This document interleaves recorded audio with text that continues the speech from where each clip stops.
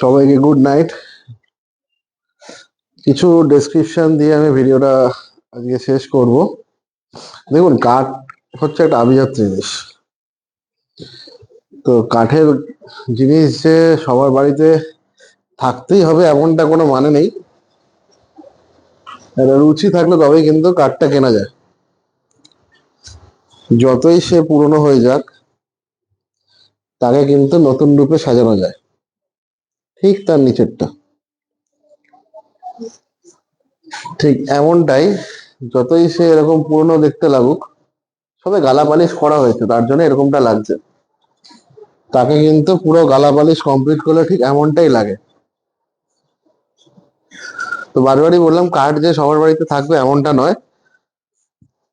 যাদের পছন্দ, যাদের মেনটেনেন্স করার মতো ইচ্ছা রয়েছে, যে হ্যাঁ একটা প্রোডাক্ট কেনার পরে আমি সেটাকে ঠিক করব অথবা মেনটেন করে সারা জীবন চালাবো, তবেই কিন্তু তাদের বাড়িতে এই সমস্ত প্রোডাক্টগুলো যায়।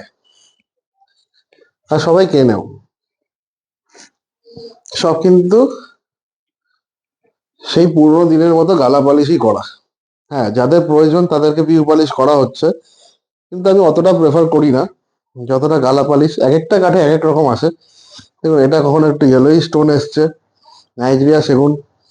মেহগিনি কাঠ একটুখানি অরেঞ্জ ব্যাপারটা এসছে। কিছু কিছু কড়া আকাশমণি কাঠে কিন্তু এই ডিপ পালিশটা আসে, অথবা শিরিষ কাঠেও আসে। তো যাদেরই কাঠের জিনিস প্রয়োজন, যারা মনে করছেন যে আগামী প্রজন্মের জন্য, আগামী দিনের জন্য না, আগামী প্রজন্মের জন্য কিছু রেখে যাবেন, যেটা তারা মেনটেন করে এরকম সুন্দর একটা টোন দিতে পারবে, যতবারই তাকে গালা পালিশ করা হবে ততবার কিন্তু এরকমই মেনটেনেন্স থাকবে। জানি আজ আছি কাল নেই, কিন্তু বড়দের থেকে শেখা, কিছু সিনিয়র মানুষদের থেকে শেখা, যে হ্যাঁ সঠিক জিনিসটা দাও,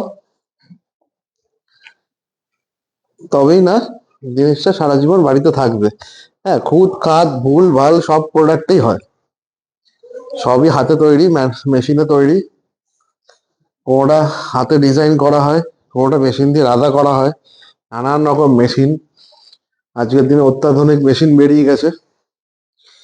তো সবকিছুর পরেও কিন্তু আমরা যতটা পারি, যতটা সম্ভব